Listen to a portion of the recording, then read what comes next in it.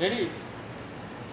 মায়ের একদার দুধের দাম কাটিয়া গায়ের সাম, পাপড় বানাইল ঋণের সুদ হবে না, এমন দরদি ভবে কেউ হবে না আমার মা গো।